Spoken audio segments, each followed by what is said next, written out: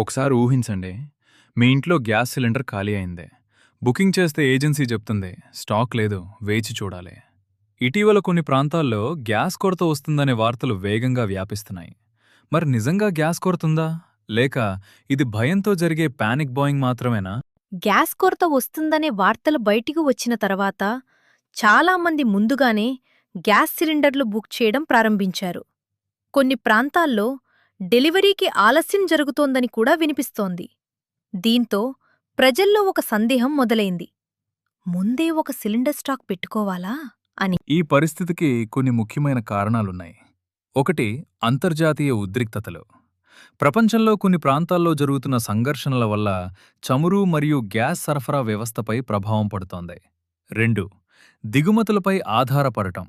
భారతదేశం ఉపయోగించే ఎల్పీజీలో ఒక భాగం విదేశాల నుండి వస్తుంది. 3, పానిక్ బాయింగ్ కొరత వస్తుందనే భయంతో అందరూ ఒకేసారి బుక్ చేస్తే సరఫరా వ్యవస్థపై ఒత్తిడి పెరుగుతుంది. అధికారులు మాత్రం ఒక విషయం స్పష్టంగా చెబుతున్నారు. దేశంలో గ్యాస్ నిల్వలు సరిపడా ఉన్నాయని, మరియు సరఫరా వ్యవస్థ సాధారణంగా కొనసాగుతోందని తెలిపారు. అందువల్ల ప్రజలు అవసరానికి మించి సిలిండర్లు నిల్వ చెయ్యవద్దని సూచిస్తున్నారు. ఈ వార్తల ప్రభావం సాధారణ ప్రజలపై కనిపిస్తోంది. గ్యాస్ డెలివరీ ఆలస్యమైతే అత్యధికంగా ఇబ్బంది పడేది చిన్న వ్యాపారాలు. ఉదాహరణకు, స్ట్రీట్ ఫుడ్ స్టాళ్లు, చిన్న హోటళ్లు, క్యాటరింగ్ వ్యాపారాలు. వాళ్లకు గ్యాస్ లేకపోతే రోజువారీ ఆదాయం కూడా ఆగిపోతుంది. అసలు సమస్య ఏమిటంటే పానిక్ బాయింగ్. అందరూ ఒకేసారి అదనంగా కొనడం ప్రారంభిస్తే సరఫరా వ్యవస్థ కొంతకాలం ఒత్తిడిని ఎదుర్కోవాల్సి వస్తుంది. ఇలాంటి ఉదాహరణను మనం కోవిడ్ సమయంలో కూడా చూశాం. కొన్ని వస్తువులు కొరతగా కనిపించినా ఆ తర్వాత పరిస్థితి మామూలు స్థితికి వచ్చింది. ఈ పరిస్థితిలో ప్రజలు పాటించాల్సిన కొన్ని సూచనలున్నాయి. అవసరమైనప్పుడు మాత్రమే గ్యాస్ బుక్ చేయండి. అదనంగా నిల్వ చేయకండి. అధికారిక సమాచారం మాత్రమే నమ్మండి. రూమర్లను షేర్ చేయకండి.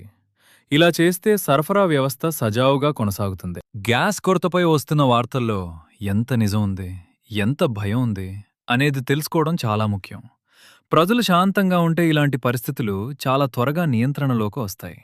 మీ ప్రాంతంలో గ్యాస్ డెలివరీ ఆలస్యం జరుగుతోందా? కామెంట్లో మీ నగరం పేరు చెప్పండి. ఇలాంటి ఆసక్తికరమైన వార్తలు తెలుసుకోవటానికి ప్రొఫెషనల్ ముచ్చట్లు ఛానల్ను సబ్స్క్రైబ్ చేయండి. లైక్ కొట్టావా? ఇంకా సబ్స్క్రైబ్ కొట్టలేదా? అయితే వెంటనే సబ్స్క్రైబ్ కొట్టు గురు, లేకపోతే నెక్స్ట్ వీడియో మిస్ అవుతావు. మరి నీ ఇష్టం.